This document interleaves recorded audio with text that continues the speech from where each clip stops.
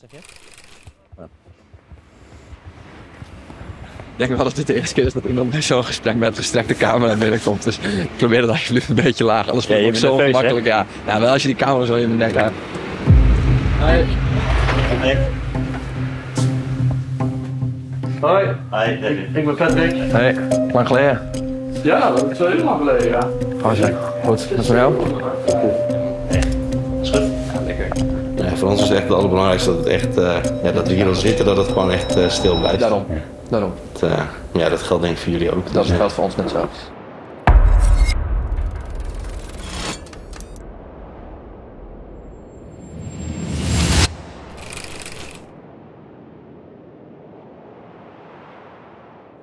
Hi. Hi. Welcome to this very special episode of We Are The Rockets. We are filming this in a secret location because nobody in the office can find out yet. And that's also why Devin is behind the camera today. If you are watching this, the big news is out. And you're probably wondering, how the f did this happen? We still can't believe it either. But we're going to tell you the full story, and like almost everything we do, It started with a joke.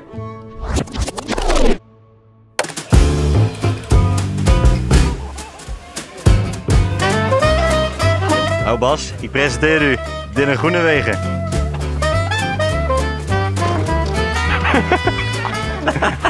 Wat heeft hij met hem? ja, moet ik even zeggen. Moet ik even zeggen. So, let us explain this a bit. Back in 2019, when we were just 3 YouTubers with absolutely no idea where this would all go, I got the challenge to imitate Daniel Oss after a Tour de France stage. Ça a été dur. Ah oui, c'est très dur. C'est vrai. High final, hè? Ja, dank je voor de last bottle, hè. Yeah. Important. A couple of years later, it was Devin's turn with that unforgettable Magnus Kort impression. Magnus, can I have your question? Yes, sure. How top was today's stage? And last year, it was my turn. Dylan Groenewegen. Because of your big legs, of course.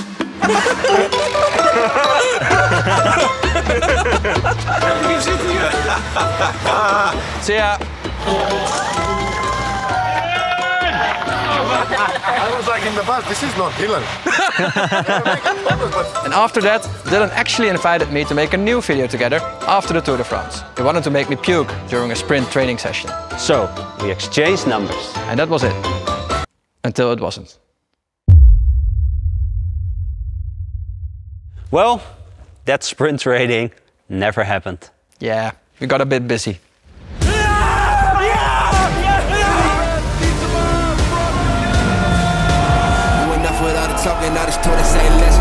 Du futur du cyclisme Unibet, Tietema Rocket. We should talk more about Tietema Rockets. For everyone who clicked on this video because of the name Dylan Groenewegen but doesn't really know who we are, Devin is gonna tell you a quick backstory. In 2019, Bas, Jos and I started the YouTube channel Tour de Tietema. Just 3 friends making videos during the Tour de France, handing out pizzas and singing wonderful songs to the riders. Deze is voor jou, Dylan. Dylan Groenewegen. Sprinten doe je met jouw trein, maar daarna kies jij je eigen lijn. In 2020, we decided to ride races ourselves. Not exactly to the France level. But our videos blew up, sponsors followed, we were rolling. In 2023, Unibet came on board and we signed some talented riders. We raced our first official UCI race as a team named Tour de Tietema Unibet. And only 1 year later, we rode our first World Tour race thanks to a wildcard. And we entered the top 35 of the best teams in the world. We are a young, ambitious team that's been punching above our weight, especially when you look at our budget. But at the same time, we are still far away from our ultimate goal. Thank you for that, Devin. Very humbling. Yeah, it's great to know how broke we were. And just so you know, we don't have a billionaire or Nigerian prince throwing some money at this project. Yeah, almost all of our budget comes from sponsors. And it's not exactly easy to find someone who wants to give that kind of money to 3 guys trying to shake up the cycling world. But then, after a year of talks, meetings, I got a call from Unibet. Hoor ik jullie, ja. Hallo. Hoi. De CEO van Kindred heeft zojuist om 1:30 akkoord gegeven op het formal request. A global partnership. They wanted us to take the team to the next level. Dit is wel een reuze stap. Wow jongens, gefeliciteerd. It was kind of surreal. And it's a huge step for us. Domme, dat is toch bizar. Voor de 3 die op een fiets zijn gestapt 3 jaar terug. Idioot, jongen. Holy fuck. Ik was vanochtend wel blij dat we 2 facturen betaald kregen. It feels like we are one step closer to reach the Tour de France now. Yeah, but we still have to spend the budget in the right way. And you're in charge of riders recruitment. That's terrifying.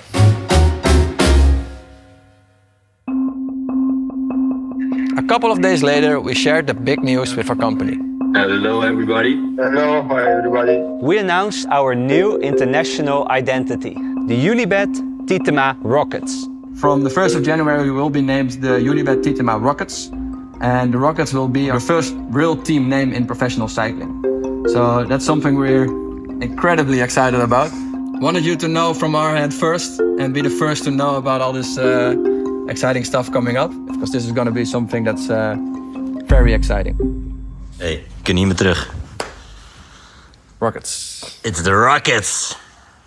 Nou, dat was prima, toch? Het voelde toch meer als een ding dan ik had gedacht. Dit is best wel een ding. Ik denk echt dat als je over 3 jaar dat de Rockets echt tyfus groot gaat zijn. We were super proud. So right after the call, we hit send on the press release. Unibet Titema Rockets, daar staat het hoor. Find the Unibet Titema Rockets and then you'll see you've got this really bold, vibrant logo. And immediately it does feel that it is a team. Raketten worden Rockets. En Unibet Titema Rocket is de nieuwe naam van de ambitieuze ploeg. And then, something happened that none of us saw coming. I got a message. From Dylan Groenewegen. Ik heb een appje van Dylan Groenewegen. Ah, jullie zijn geniaal. 6 Tour de France stage wins, including the one on the Champs-Élysées. Yes! And one of the most successful active riders in the world, Dylan Groenewegen. Not very likely he will join a team like us. No. Dylan Groenewegen zegt praten kan altijd. Haha. Haha, dat is jammer. Haha. Dat had niet gehoeven, Dylan. Ja, haha. Wel bij. Lâché. So yeah, 9 days later, I went for a coffee with Dylan Groenewegen. During the meeting with Dylan, I didn't film anything, of course. Professional. Yeah, but the coffee meeting actually turned into a 2.5-hour conversation. Oeh, that's a lot of coffee. It's a lot of coffees. And pies. A lot of pies. Oké, Dylan. Fijn gesproken te hebben. Tot snel, jongen. Wel thuis. But I did give you guys a full debrief afterwards. Call me. Hij heeft heel veel kunnen uitleggen wat hij wil. Ik heb heel veel kunnen uitleggen wat wij aan het doen zijn en waar we naartoe willen en waar we naartoe gaan. Hij zei, ik vind het vet. Als ik jou gewoon hoor, dan zie ik wel iets voor me. Wat me energie geeft en waar ik zin van krijg. Ja, dat was eigenlijk best wel een wonderlijk gesprek of zo, man. Ik weet ook niet zo goed. Ik reed ook heen en toen dacht ik ook een beetje zo fuck, wat de fuck is hier aan de hand, besef momentje. Het is echt een winnaar. Het is echt vet om met zo'n gast, zeg maar. Het is nog veel meer een winnaar dan dat je denkt. Dat NK en de Tour, ja, daar leef ik voor. Dat wil ik doen, dat wil ik blijven doen. Wij hebben advocaat van de duivel. Als je echt houdt van winnen, dan moet je naar een ploeg gaan die dat al hebben bewezen. Wij hebben nog helemaal niks bewezen. Nou, heb ik hem uitgelegd. En dat maakt hem juist niet uit, want ik denk dat hij letterlijk naar de helft van de wereldploegen kan, als hij wil. Dat vond ik juist eigenlijk heel erg mooi. Hij wil het echt heel graag. Hij zegt gewoon vrij letterlijk, ik wil jullie eerste Tour de France etappe winnen. Wat zei jij? Dat vind ik goed. Dat mag. Hij zei, moet je nagaan, als wij naar de Tour gaan en pakken die 21ste etappe op de Champs-Élysées. Hij zei, dat gevoel dat gaan we dan nooit meer krijgen. Oh, what the fuck, man. Dat is een gast van die orde van grootte die hierover nadenkt. Dat hij dit fantaseert, dus... Ja, gasten, ik weet het niet, man. Het is een van de meest wonderlijke avonturen van mijn leven aan het worden, deze hele fucking ploeg. So, after that first date, you went for a second? Yeah, absolutely.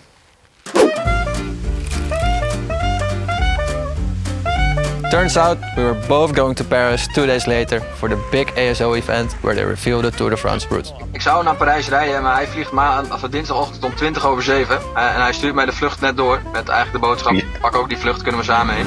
I did what everybody would do. I bought a stupidly expensive last-minute ticket and joined him on the plane. Schiphol. Onderweg dus naar Parijs. En ik zou sowieso wel naar Parijs, want de Tour heeft ons uitgenodigd voor de presentatie van de route. Dat is vooral boeiend om te weten waar we de pizza's moeten uitdelen. Maar het is ook alweer een mijlpaal dat je wordt uitgenodigd. Dat betekent dat de ploegstappen zet die zij zien. Ik heb natuurlijk nu een wat andere vlucht dan gepland. En dat komt dan weer vooral omdat ik straks samen met Dylan op pad ga. Dus ja, wat daar precies uitkomt weet ik niet. Maar is ook een goed signaal. Ik zit op dezelfde vlucht als mijn broer. Wanneer krijg je eigenlijk dat Nederlandse outfitje van jou? Voor mij? Je moet er nog trainen, hè? Volgende week wel een keertje doen als het regent. De eetjes maar. Moet er dan een kot zijn met mee? Ja, 2. 2, elke sprint eentje.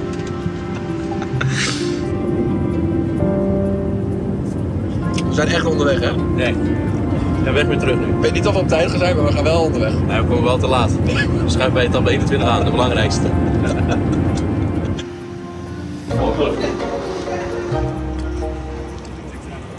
Net op tijd. 6 étapes planées sur les routes du Tour de France. Il a été champion national à 2 reprises, natif d'Amsterdam. C'est Dylan Groenewegen. Welkom Dylan. Et on poursuit encore et toujours. Dylan, reis je altijd zo efficiënt? Ja, het is nou echt een topdag hoor. Weet ik dat niet. Timing.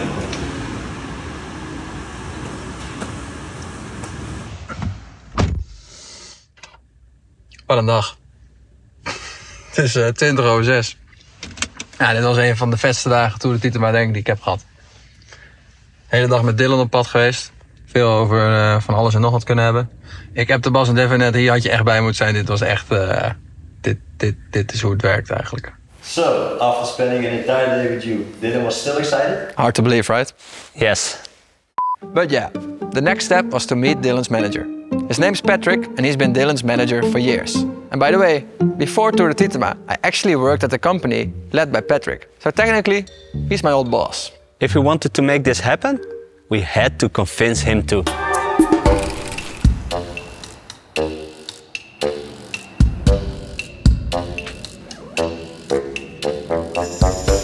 Wil je even kort vertellen wat we gaan doen? Wil je even kort vertellen wat we gaan doen? Een soort mix tussen een... Zeg maar, dit is heel goed. Proost. Maar ja, tot nu toe was het altijd wel gewoon heel erg vrijblijvend en leuk en gezellig. Beetje knuffelen. Een beetje knuffelen en nu komen we bij de manager. Ik denk uiteindelijk gewoon heel duidelijk zakelijk kijken of het kan. Ik denk wel dat dit de eerste keer is dat iemand zo'n gesprek met gestrekte camera binnenkomt. Dus ik probeer het alsjeblieft een beetje laag, anders wordt het zo makkelijk. Ja. Ja, wel als je die camera zo in de nek hebt. Hoi. Hoi. Hoi. Ha. Kijk. Patrick. Hoi. Hoi, Devin. Ik ben Patrick. Hey, lang geleden. Ja, dat is wel heel lang geleden, ja. Kom verder. Goed, wat is met jou? Leuke dagen, ja man. Hey. Dat is goed? Ja, lekker. Ja. Nou, welkom. Dank. Ja. Fijn dat hier zitten. Zeker. Leuk. Hey, eerst nog over die jongen. Hadden de elephant in the room maar benoemen. Ja. Ja, voor ons is het echt het allerbelangrijkste dat het echt, dat we hier al zitten, dat het gewoon echt stil blijft. Daarom. Daarom. Dat geldt denk ik voor jullie ook. Dat geldt voor ons net zo. Ik zou het ook gewoon willen beperken tot gewoon even een paar shots zoals we hier nu zitten. Ja. Maar ik wil eigenlijk de inhoud van het gesprek niet gefilmd hebben. Nee, snap ik. Ja. En fijn dat jullie ook even bevestigen dat de shots die je maakt alleen gebruikt als we daar goedkeuring voor geven. Helemaal goed. Want het is natuurlijk ook zo tricky. 1 hour later.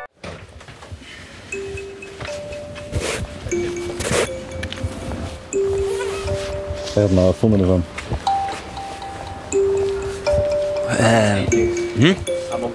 Het gaat om uiteindelijk geld en Ja, eigenlijk alleen maar om geld. Maar dat klinkt heel vervelend, maar dat is eigenlijk goed nieuws. Hij wil gewoon zeker weten dat het financieel allemaal oké is. Ja, kijk, hij is natuurlijk afgelopen jaar renner op het hoogste niveau geweest. En die verdienen gewoon, gewoon hoeft niet moeilijk over, die verdienen gewoon miljoenen. Ik heb laatst al 3 uur daar gezeten. Ik ben laatst 14 uur met hem op pad geweest in Parijs. Ook niet te hard schreeuwen. Maar ik heb die glimlach nu al zoveel uur gezien. Geloof mij nou, die glimlach gaat niet het probleem zijn. Ik zag dat tegenover mijn oude werkgever zitten. En ik ken hem en dat is een zeer goed ondernemer. Veel respect voor. Maar die gaat natuurlijk niet iets tekenen met Dylan wat gewoon... ja. Ik hoop dat het mes aan 2 kanten snijdt. Schitterend cliché. Ja. Nou, voor mij was het niet per se heel anders het gesprek dan wat het al was de vorige keren. Nu gaat het beginnen. Alleen nu is Patrick denk ik ook mee. Die was ook echt wel enthousiast hoor. Dus voor zijn doen echt heel positief allemaal. Ik ken hem heel anders. Dat is een goed verhaal. Huh? Heb ik vaak gehoord. Dat is een goed verhaal. Ja, nee, dus die was ook enthousiast. Dus dat was heel goed toch? Ik vond dat we voor de eerste keer dit soort gesprekken, ik denk dat we dat goed deden. We deden dat goed. Ja, alleen misschien volgende keer niet met draaiende kamers binnenkomen. Ik wil niet zeggen I told you so, but I told you so. Ja. Ik haat het om altijd maar gelijk te moeten halen even, maar ik wil even maar gelijk halen. De kaart pakken is niet erg, hè? Ja, maar dit was wel heel vroeg in de wedstrijd. The conclusion, Dylan and Patrick are in. But we still had to agree on one small detail. His salary. And for that, there's only one person on our side we needed to convince. It's the money, it's the money, it's the money.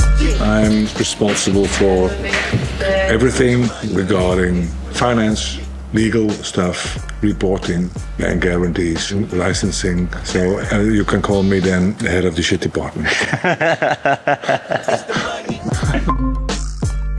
Is dat mogelijk?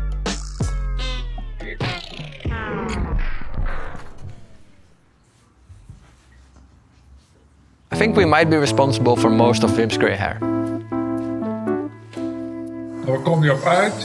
Kijk, als je dat doet, kom je uit op een bankkrant zit erbij. Why was this such a difficult decision? To explain that, we need to take a quick step back. To reach the Tour de France, we still need a much bigger budget. And in cycling, there's only one way to grow your budget. Bigger sponsor deals. To get those deals, you need to be more visible. And more visibility means riding and winning bigger races. But to win bigger races, you need better riders. And better riders bring us right back to the start. You need a bigger budget. So we need to be really careful where to put our budget. An investment like this, that has to pay off. Dus is de vraag eigenlijk een hele directe. Als wij Groenewegen halen, genoeg om binnen een half jaar $1 miljoen uit de markt te halen. Every penny we spend has to earn itself back. So we actually have to make it work. And that, ladies and gentlemen, takes a lot of meetings. Really long meetings. Als we zeggen we gaan dit doen, is het wel van oké, we gaan... Het is een zeer late sessie. Maar het begint gewoon met dat voorstel van papier netjes uitwerken en die kant opsturen.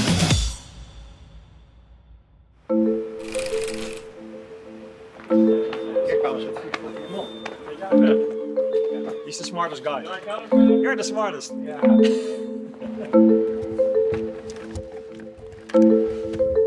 We zitten nu in de enige geluidsproefruimte van het hotel. Onze auto. Ja. De huurauto.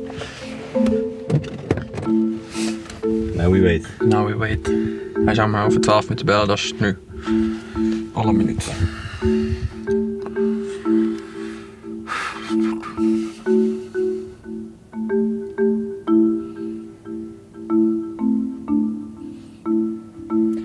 Daar hangt nogal wat vanaf in het telefoontje. Ja, maar dat gevoel heb ik altijd als ik een belletje doe met dit project in mijn hoofd. Al die belletjes hangt heel veel vanaf. Ja. Het is heel gek dat je moet 1000 dingen goed doen om het te halen. Maar dan zijn er altijd heel makkelijk een stuk of 5 te identificeren van maar daar valt of staat het echt mee. Hoe zijn we hier beland van stom filmpjes maken in de Tour?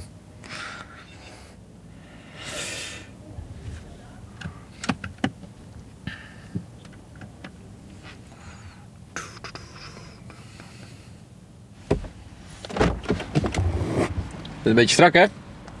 Ik heb M gekregen in plaats van L. Echt? Waarom? Geen idee. Maar wat was... Hij heeft nog niet gebeld. Wat? Hij heeft nog niet gebeld.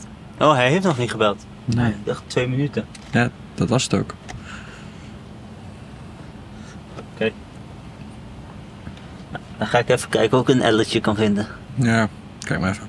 Yo. Succes. Ja. Ja.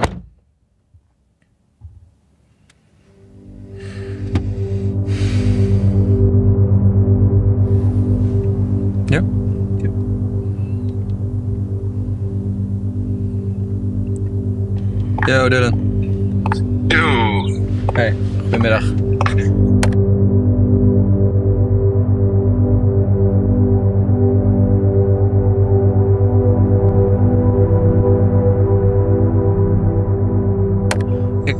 Ik ga zo snel mogelijk met die andere gast zitten, zodat ik jou ook niet te lang hoef te laten wachten. Dat in ieder geval zo snel mogelijk komt. En dan Ja, maar het zou inderdaad gewoon mooi zijn, weet je. Als we er gewoon nu, weet je, wij zijn er gewoon echt wel zo goed als uit met elkaar. Of ik denk eigenlijk wel dat we eruit zijn en we zijn nu met het concept bezig. Oké, helemaal goed man. Dankjewel voor je belletje en succes nog even. Spreek je. Yo, later. Hoi.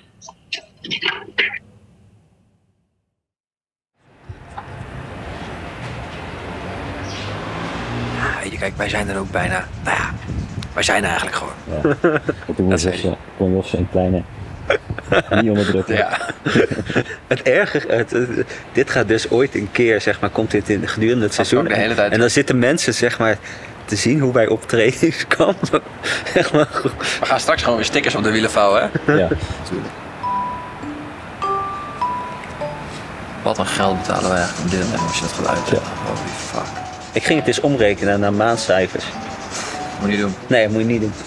Wat is dat? Per maand, hè? Ja? Ja. Zoiets van?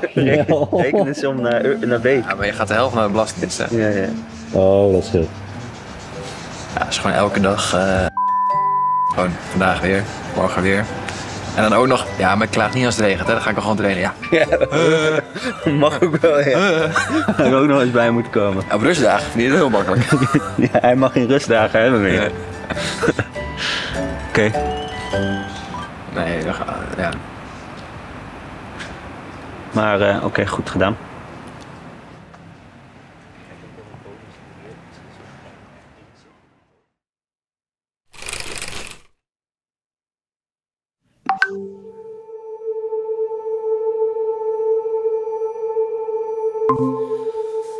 Kun jullie zien dat hij aan het opnemen is? Volgens mij wel, hè? Ja. Ik denk wel het belangrijkste is dat Wim er ook bij zit. Wim staat te koken. Dat is ook belangrijk. Dat is geen excuus, jongens, hé.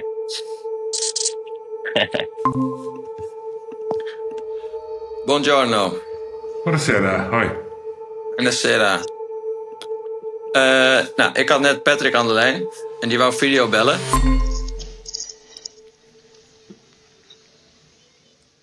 Hey. Yo, werkt het? Ja, het werkt. Heb je de slinger al opgehangen? Nee, mijn hond was jarig. Oh ja, hond, cavia, hoe wil je het noemen? Nee, serieus, ja, we mogen de slingers mag ik niet weghalen van Mason, dus... Zouden ze ook nog om een andere reden kunnen blijven hangen? Ja, zeker, we gaan het gewoon doen, hè. We gaan er een klap op geven. Hello, I'm Dylan Groenewegen. Just 32 years old. Riding now for Jayco Lula, but changing the team next year. Dus we gaan het doen, jongens. Lekker, man. 26. Nice. Hey Mason. Slingers mogen niet weg, hè? Okay. Nee, hè? Sometimes it's always good to have a change. And this winter I spoke with Josse Duster and was like, these guys are more serious than I thought. So yeah, it's a real cycling team and they want to grow and yeah, they have a really good plan. And yeah, I believe in the plan. That's, I think, the most important. Yeah, now we have one goal and that's the Tour de France. It's not common for me to be in this meeting, and neither is Bas. I see him being a bit fiddly with where am I. There's a big reason that we're here. That reason is that we have made I think a big step in our development as a team. That is by the signing of Dylan Groenewegen. So we wanted to tell you that in person and let you know from us firsthand. What do you think you can contribute to the team? yeah, maybe the winner's mentality, what I have, yeah, thinking what this team can do a little bit more is winning the races. I think to learn these younger guys, I'm not 32. Yeah, I love to see like guys like Kuis, who development really quick this year. It's maybe helped them a little bit, but also yeah, winning together. And it's not only me winning, but it's also Kuis winning or Harthuis de Vries is winning. And yeah, that's what we need in this team, I think. Yeah, of course I heard some rumors about it, but it's really nice to finally get it confirmed, and I think that's really a big step. So really good job, guys. I'm thinking about a train or something in that direction. That's one of my first thoughts to be have more attention for to build that. You are used to big teams, roller teams, and now you make the step to a, let's say, a growing team. Is that a step you are aware of? Yeah, that's also what people thinking. That's always like World Tour teams are, that's next level and it's the next step and everything is perfect. But yeah, I thought before in Jumbo, it was, when I came there, 2016 was not the best team in the world, but step by step they grow. And actually, I think it was one of my funniest years in cycling. On the end, it was one of the biggest teams. Dat is easy hoor. Jeetje man. Kijk, maar heb je ook wat. Oh, and before I forget, we've got one more surprise for you. We are pulling a rabbit out of the hat. Dylan won't be coming alone, because one of his lead-out men and teammate Jaco is joining us too. Say hello to Elmar Reinders. Sterke druk op de weg. Voor de veiligheid. Elmar is the guy that he's always there. It's never like, my legs are a bit empty, or I don't feel really good, or it's too hot, or it's too cold. He's the guy when you need him, he's there. Ja, de ultimate teammate. Yeah. Maar hey, ja goed? En jou ook? Ja, goed. And also with Reinders coming as well, it makes a massive difference. It's great Dylan, but then we have Reinders, and that makes another step in what actually will be really good. So yeah, top work, really good. We were already on the right track with our sprint train, but with Elmar and Dylan on board, it's gonna be a real Tour de France level train. So Dylan didn't choose us because we're the biggest team. He chose us because he saw something different. And for us, this is not just a big name. Bas, je moet hier nog even een paragraaf inzetten. This is a big step. A step closer to the biggest dream we have. Nou, Elmar. Die van Dylan staat al te knallen.